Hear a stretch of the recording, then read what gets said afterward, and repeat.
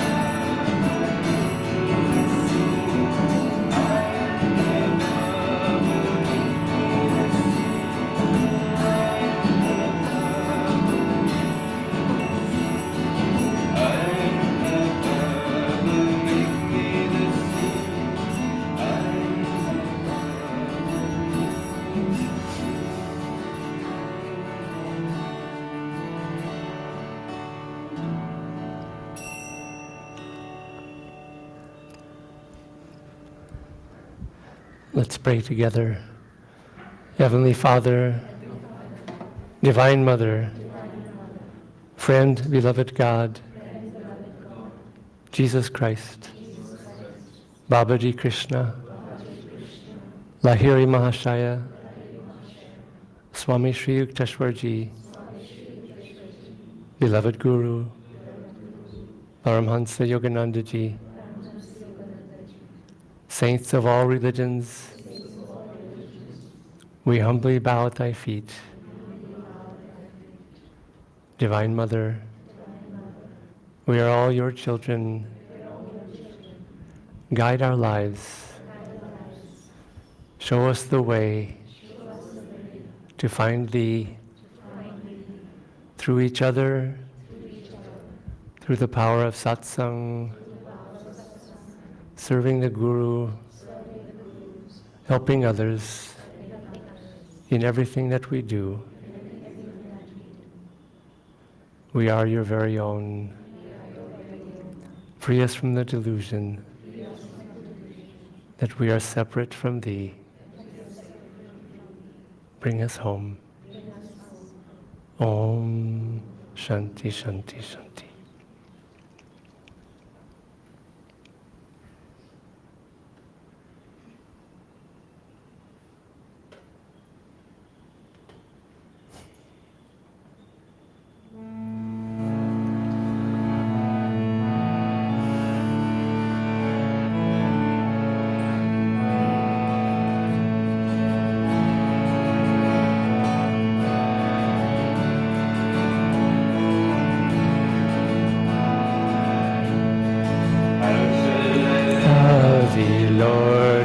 God, with every breath I breathe.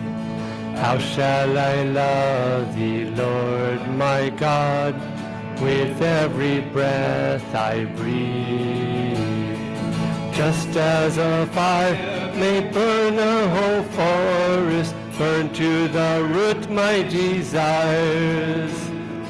Just as a fire may burn a whole forest, burn to the root my desires. How shall I serve thee, Lord, my God, with every breath I breathe? How shall I serve thee, Lord, my God, with every breath I breathe? Just as a fire may burn a whole forest, burn to the root my desires. May burn a whole forest, burn to the root my desires. How shall I worship thee, Lord, my God, with every breath I breathe? How shall I seek thee, Lord, my God, with every breath I breathe? Just as a fire may burn a whole forest, burn to the root my desires. Fire may burn a whole forest, burn to the root my desires. How shall I worship thee, Lord, my God, with every breath I breathe? How shall I worship thee, Lord, my God, with every breath I breathe? Just as a fire may burn a whole forest, burn to the root my desires. Fire may burn a whole forest, to the root my desires. Love thee, Lord, my God, with every breath I breathe. How shall I love thee, Lord, my God, with every breath I breathe? Just as a fire may burn a whole forest, burn to the root my desires.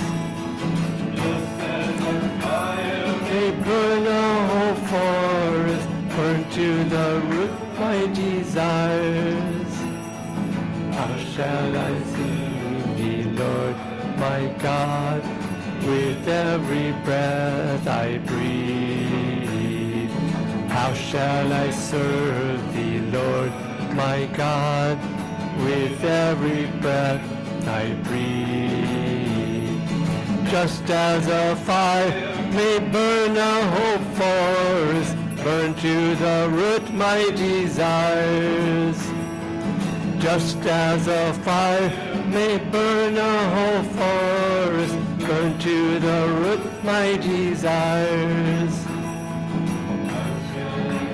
Seek thee, Lord my God, with every breath I breathe. How shall I seek thee, Lord my God, with every breath I breathe? May burn a whole forest, burn to the root my desires. The fire may burn a whole forest, burn to the root my desires. Lord my God, with every breath I breathe.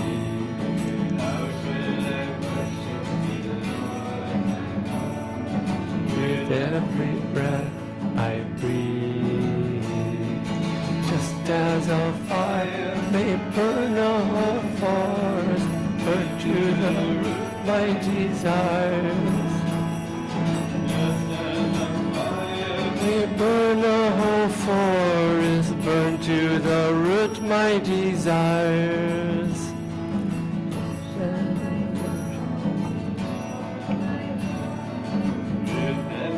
Breath I breathe. How shall I love my God with every breath I breathe? How shall I seek thee, Lord my God, with every breath I breathe? How shall I worship thee, my God, with every breath I breathe?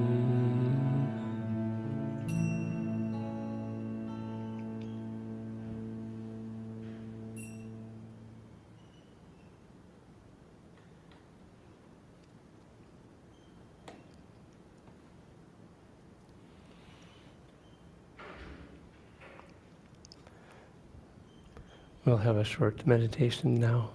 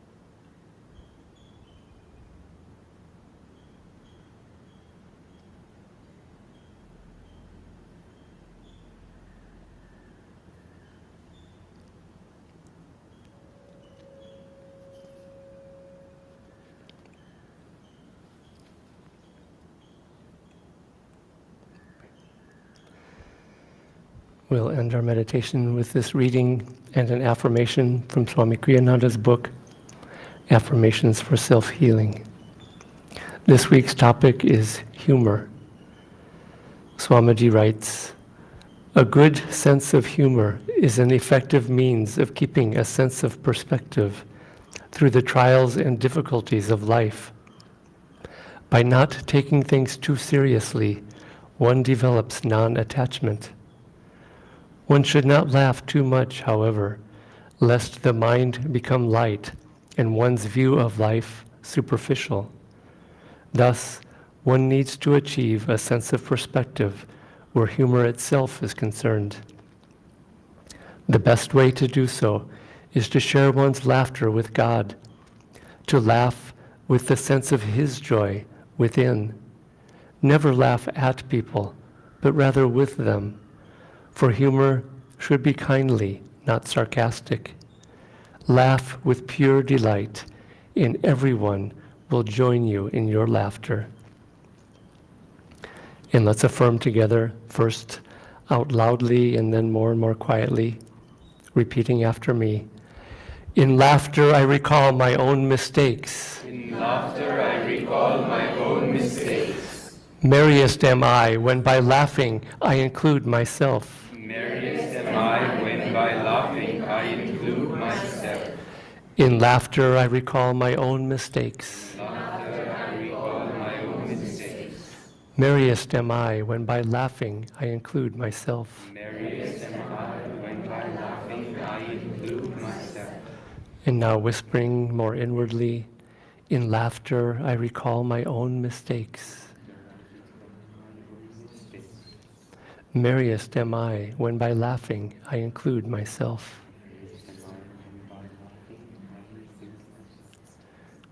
And now mentally offering it up to the point between the eyebrows.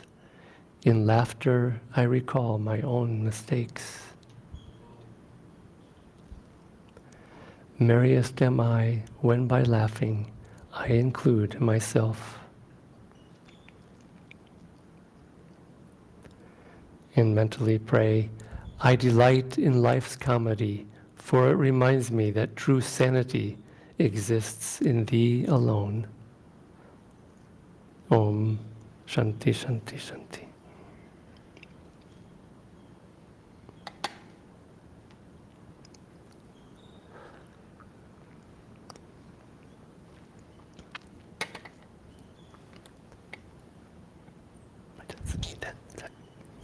Is that giving feedback?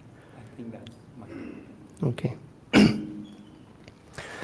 Again, what a joy to be here with my living live in-person Guru Bhais for Satsang. The topic today is Satsang as a vehicle to freedom. That's what it was? Okay. I got it right. And what brought me to Ananda many years ago was the wish and the desire and the understanding of the need to have satsang and to be in a community of like-minded souls. I didn't fully understand what that meant. I'm still learning what it means, because Ananda satsang is very, very different from the tradition that we think of as satsang in the old Vedic times. What I understood was that I couldn't do it on my own. I've shared this story probably too many times, but maybe there's one person here who hasn't heard it, so I feel okay with sharing it again. But when I learned about God and about the spiritual path and meditation, I decided I would be a hermit. This is, of course, being very spiritual. Hermits are the most spiritual beings on the planet, and I wanted to be spiritual, so I was going to become a hermit, and that's what I did. I would spend weeks and months up in the mountains, the high Sierra Mountains of California, sleeping under the stars, and without a tent. I would just lie on my back, and not a person within miles of me except animals, wild animals, and I would just gaze up at the stars into the infinite and fall asleep that way. And it was a very spiritual environment, and it was so spiritual. Just the romance of it is almost too much when I think about it. But when I realized that it didn't work, then I realized that the romance of the spiritual path is very often different from the reality of the spiritual path. but I've shared this, but I woke up one morning, it was below freezing in these mountains, and so I was in a sleeping bag, and my head was all covered, and it was very cold, and I didn't have a tent again, and my head was poking out of the bag, and I had very wild hair. It was really extremely wild, and I woke up to something pulling on my hair, and I knew there was no people for miles around, so I knew it had to be some wild animal and creatures, and I had no idea what it was, but I was so trusting and expectant that it was something good, and it was. I poked my head out, and there were these two tiny, tiny birds playing inside my hair. They weren't on my hair, they were inside and pulling on it, and I really think they were trying to make a nest or finding some good nesting material. But as romantic as that sounds, I would read spiritual books and be in silence and walk with God all day long. I was stuck. I wasn't really growing spiritually. And I had an extremely strong intuition and really an experience, a vision, I guess you could call it, that I needed to have spiritual community. And I had no idea what it was. I grew up in America. There was no internet. That was way before internet, and you couldn't find people, and you couldn't find a guru, and I had no idea what satsang even was, or even a spiritual community, but I just had this vision that I needed to be with like-minded people to grow spiritually. I just was going to be stuck forever living this very spiritual life, being a hermit. And so somehow, through the grace of God, I found Ananda Village and Swami Kriyananda. And this was in 1977, and I still had a lot of preconceptions about what was spiritual and what a saint was like.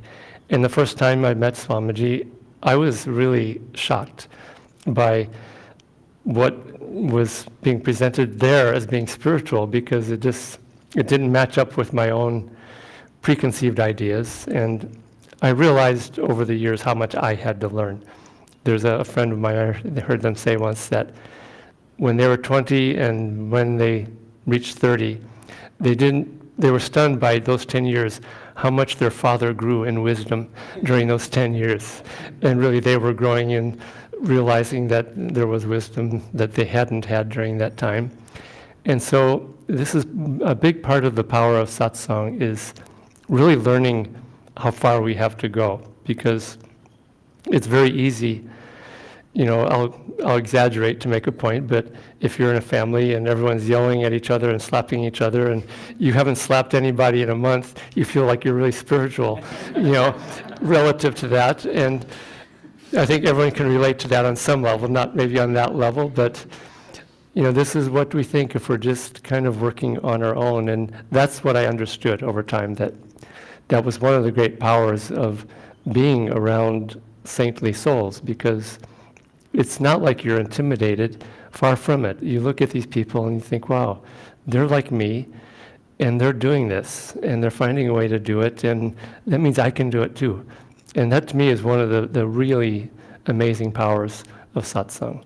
And it's challenging too, because we do realize how much we have to work on. We thought, okay, I'm doing pretty good, I'm pretty spiritual, and now I'm in this spiritual environment and I'll just be coasting. And it's challenging, because then we find out, oh gosh, yeah, I really do need to work on this. Look at that person. They really exemplify some quality that I need to work on, but they're doing it and I can do it too. And that's one of the great powers of satsang. It is a challenge.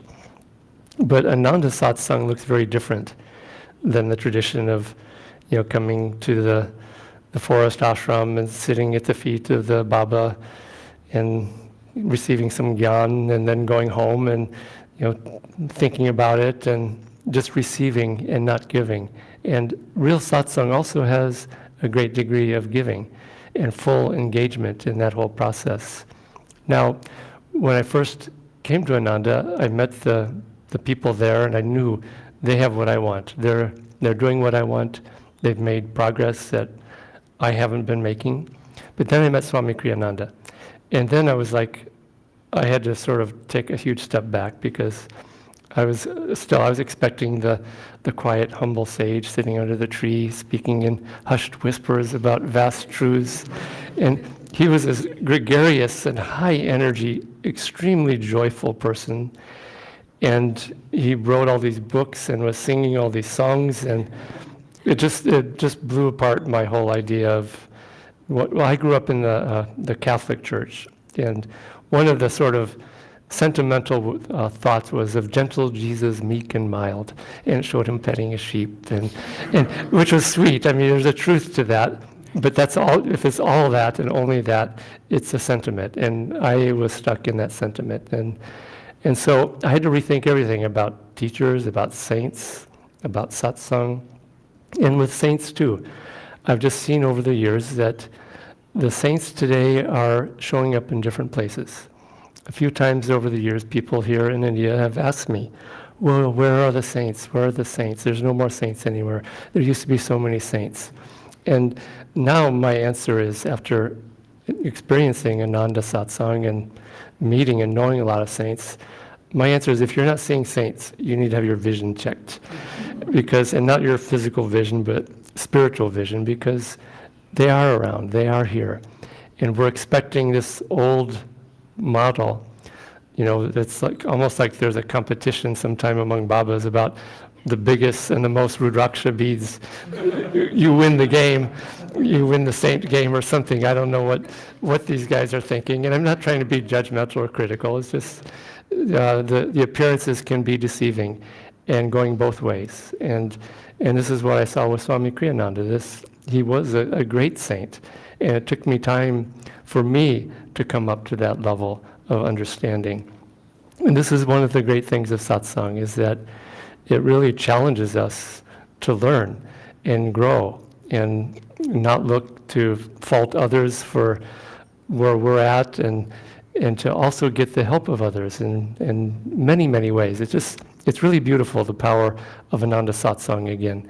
And I saw this again just in the way that Ananda, when I came to Ananda, everyone was fully engaged in giving and serving, and it was active, dynamic satsang and not passive satsang.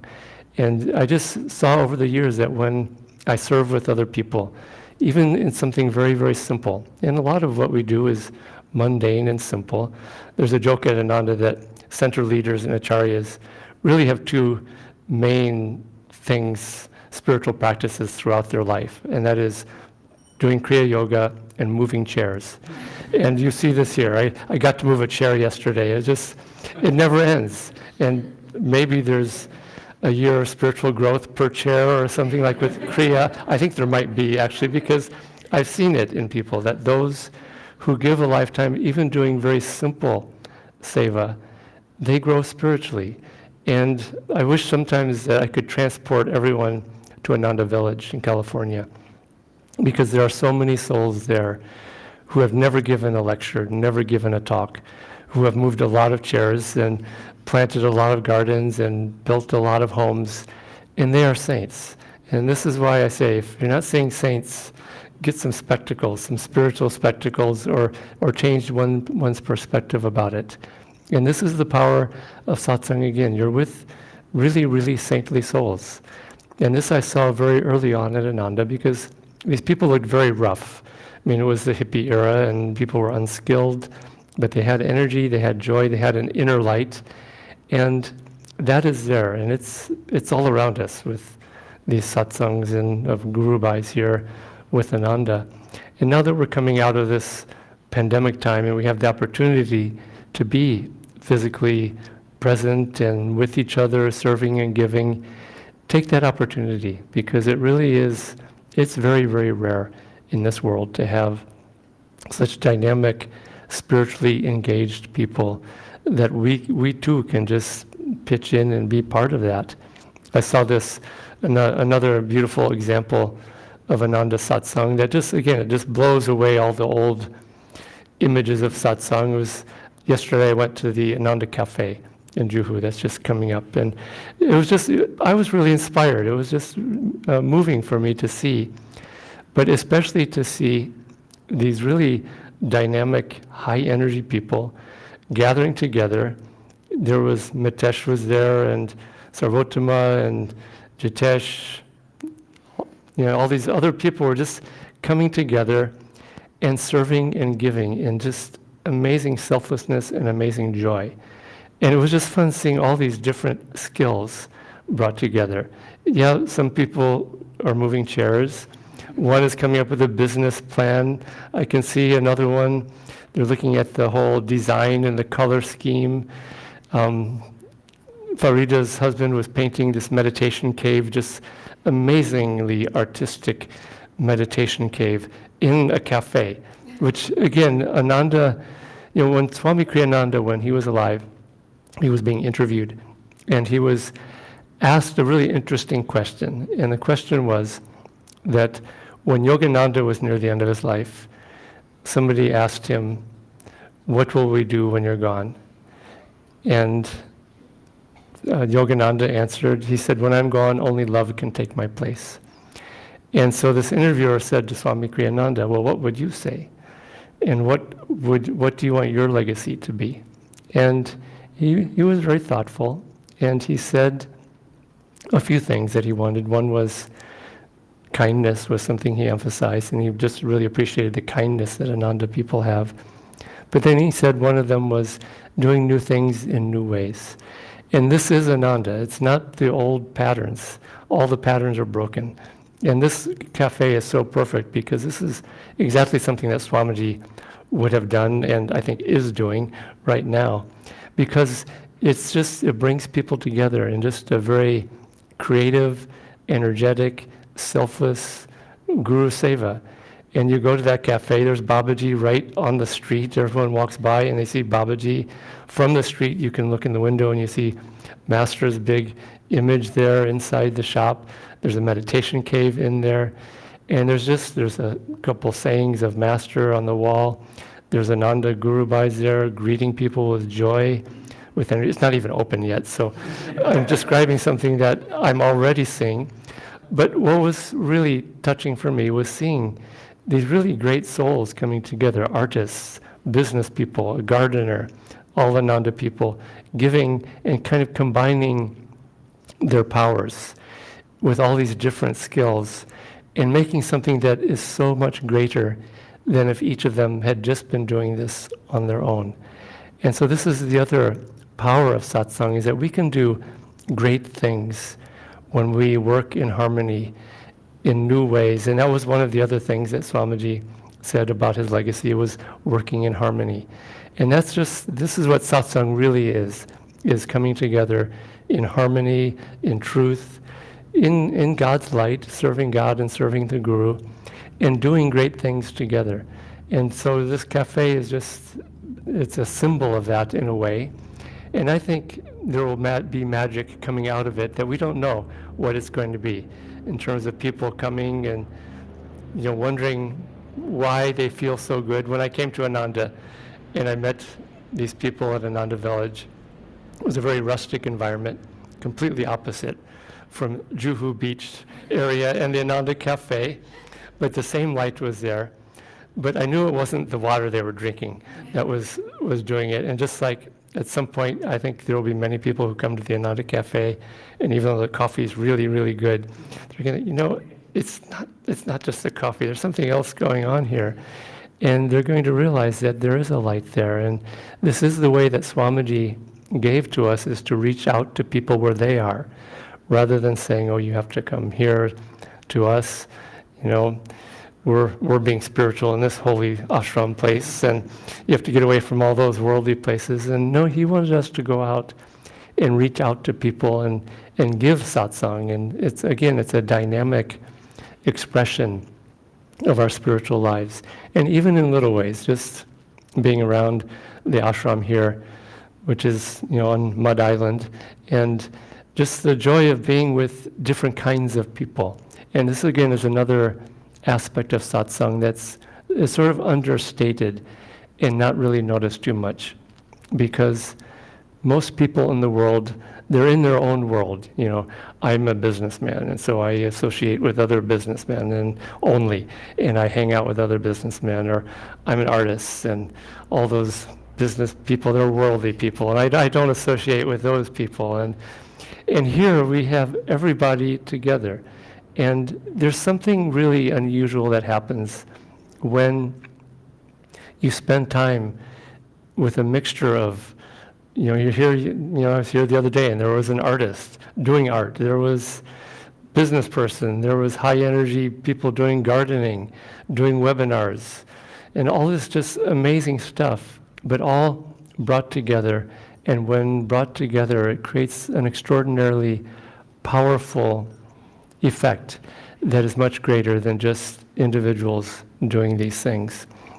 I'm part of just developing a new kind of monastery. Again, Swamiji, new things in new ways. And this new monastery is a completely different concept. It's something that Swamiji really described and wanted. And it's just so hard to kind of get across to people what it is, because you start describing it and say, oh yeah, it's like this, what we used to do, or it's like that, what those guys do, or it's like an ashram, or it's this or that, when can I visit? And you just, no, it's not that, and it's none of these things. And but this is a time when things have to change in this world. I mean, we can't keep going on in the same old ways. I mean, just look at the way the world is going, the planet, the climate, the air, the people, the wars. It just, something really new has to come in. And that's what Ananda is. And by being in a vibration of that newness, you really, it's like you're caught in a wave. And we can't do it just on our own. But when you combine forces with other people, you become part of the wave almost. It's not even like catching the wave. You are the wave because you're part of a dynamic motion and direction of force that comes when people combine their energies.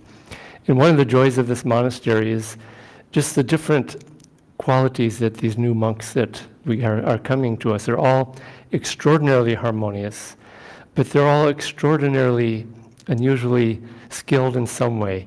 And that skill can be an IIT graduate, who's one of them who's come, who helps us, and just this amazingly inward, quiet, humble young man. Another one is just, his superpower is harmony, and creating and manifesting harmony, which is just a very understated superpower, because superpowers are usually for killing people in the movies, and how bad and how better you can kill someone than the other person who's trying to kill you. And harmony we don't think of as a superpower, but it really is, and especially as needed now and in this age. And so we have that.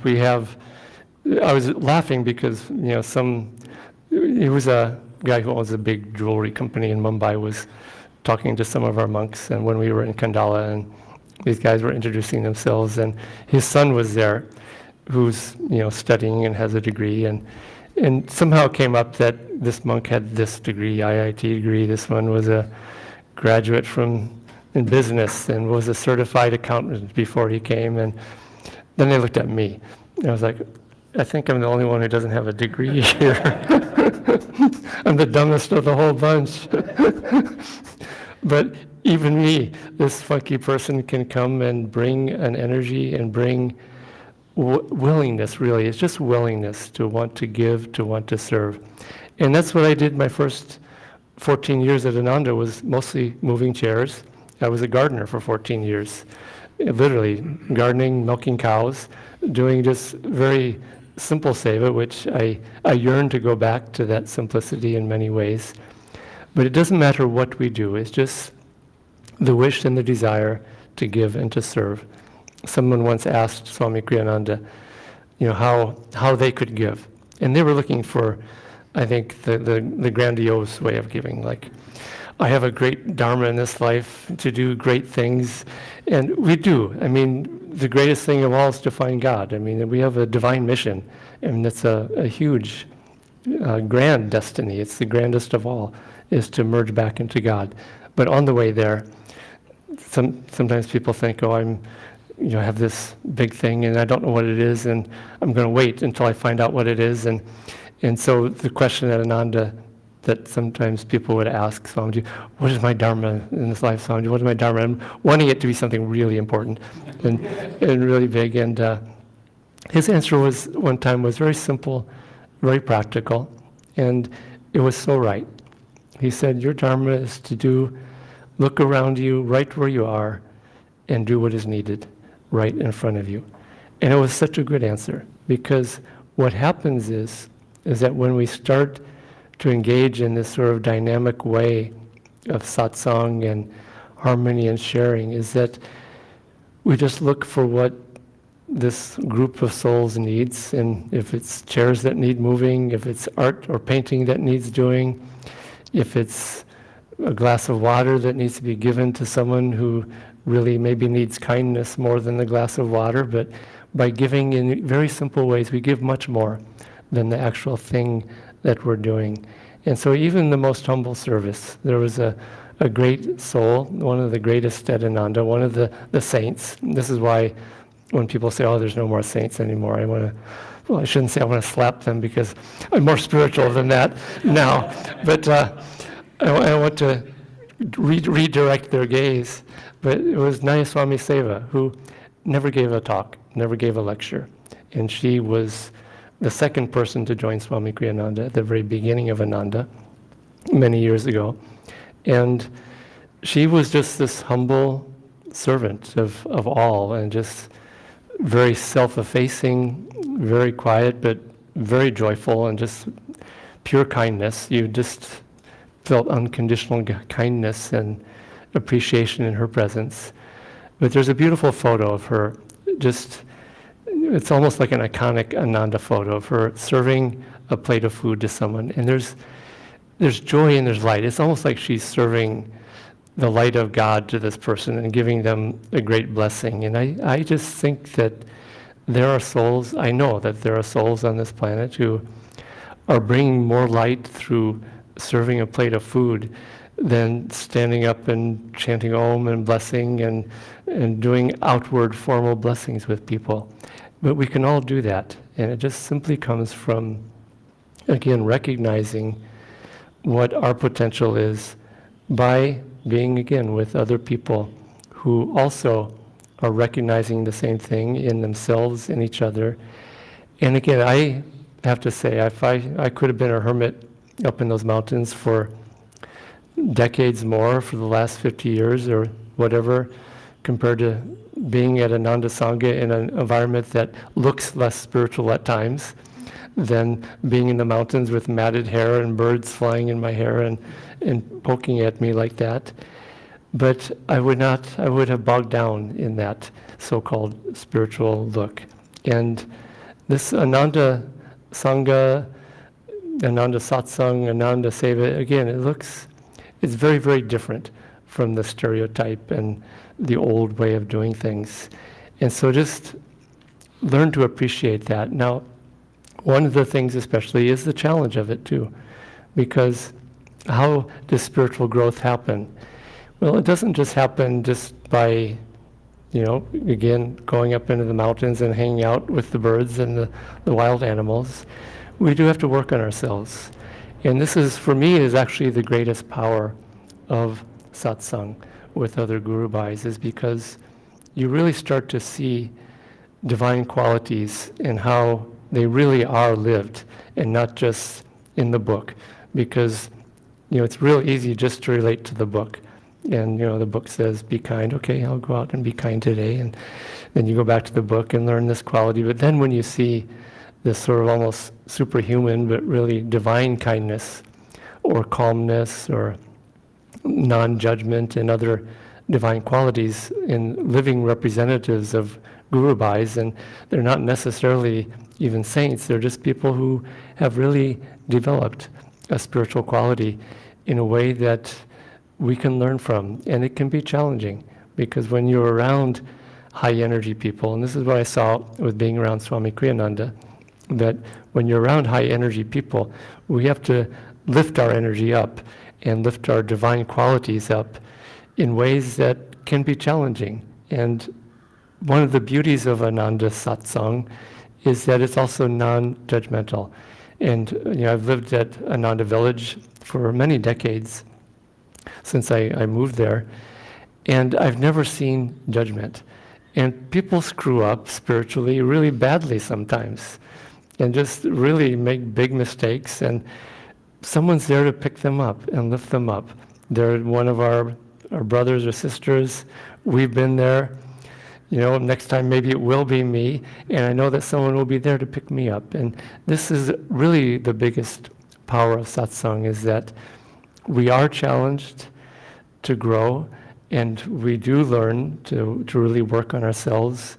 But as we're going through that process, there's no judgment. And when you're living with people, it can be challenging, especially when you're living with people who really are spiritual and who have wisdom and discernment.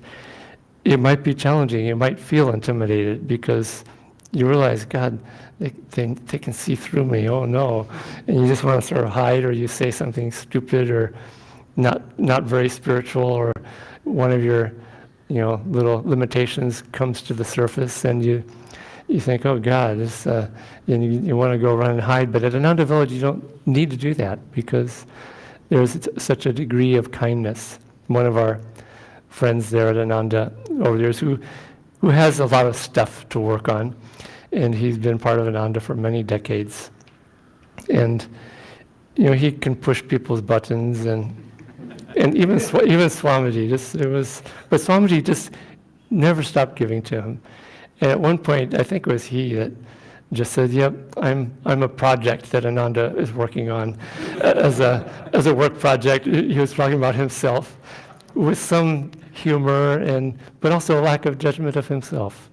And this is really one of the keys that I've seen of this great Sangha, and what Swami Kriyananda gave us is this attitude of extreme kindness towards others, but also towards ourselves as we're working on these things and tripping and stumbling and getting back up, because it does take that quality of non-judgment towards ourselves as we are working on these things. And when we do this day after day, month after month, year after year, decade after decade, it sounds boring to describe it, one day after another, but you look at these souls that have been doing it with Ananda for the decades, and that's really the living proof of the power of satsang. And this really is the bottom line for me over the years, is just watching and observing these souls as they do this over the decades. And I have to say, without exception, those who have stayed with this process of just immersing themselves and serving and giving and being with their Guru Bhais as much as they can, you really change inexorably, and really, I have to say, without exception over the years. Now, the biggest part of all this is the power of magnetism, because when we put our little self, our little quirks, our, little darknesses in a way, and shortcomings, when we put them into the light, they just go away. It's like I've lived in places that have a lot of cockroaches in the past, and you come in the middle of the night and you think, oh, there's no cockroaches here, and everything seems clean up, and then you turn on the light, and all of a sudden, all these cockroaches go scurrying everywhere. And the thing is that you can't see them until you turn on the light. But when you turn on the light, at first it's like, oh my God, you're horrified. You thought you were doing really good with keeping the house clean and everything looking really good, and all of a sudden you realize there's all these cockroaches there. But when you turn the light on, they just flee, and they just cannot bear the light. And that's the power of magnetism, and of just continually putting ourselves into the light of God. And that is, for me, that's the great power of satsang. Because when you spend time with saintly souls, especially when there's sort of a quorum of them, when there's enough of them, it's a very powerful light. And over time, our little quirks, our little flaws, almost on their own, they just fall away because of the power of the magnetism. There's a saying that one Adi Shankar, I think it was, one moment in the company of a saint can be your raft across the ocean of delusion. And I think he's also speaking to the power of satsang. And one moment, and many moments in the company of a group of saintly souls who are yearning towards that light and being that light, it changes us. It changes our own magnetism. The light enters us. It uplifts our good qualities. And you see that, I have to say without exception, Ananda souls over the decades all develop their own sort of superpowers. whether it's harmony or kindness or graciousness, in some way, the great qualities that are trying to develop in each person really start to develop. And this really is the Dharma in the end, is not just to find God, but to find God in the unique way that each one of us is meant to find God. And that means enlightening and lifting up that unique nature that each one of us has. And again, that power comes through the power of being around saints and the power of satsang. So just as we come out of this strange time that we've been in the last couple of years, just take this opportunity to spend more time serving with Guru Bhais, with each other, and finding God through this great, great vehicle that really is the power of divine satsang. So may we be spending more time together in these coming months and in this next year. And we'll have an arati now. Okay. So please stand.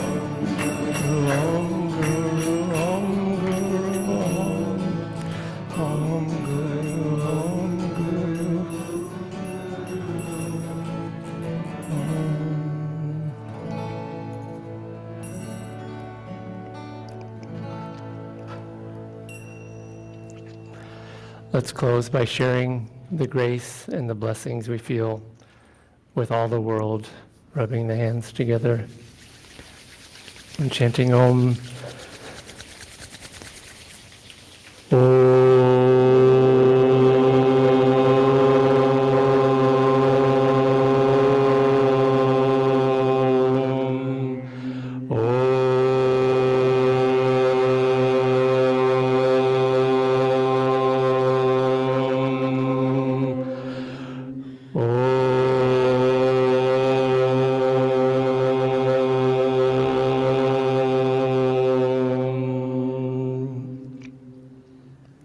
Heavenly Father, Divine Mother, Friend, beloved God, great Masters, we bow with gratitude at your feet. Divine Mother, May thy love shine forever May thy love shine on the sanctuary of our devotion, on the sanctuary of our devotion. and may we be able May we be able to awaken thy love to awaken thy love. in all hearts. Om Shanti Shanti Shanti.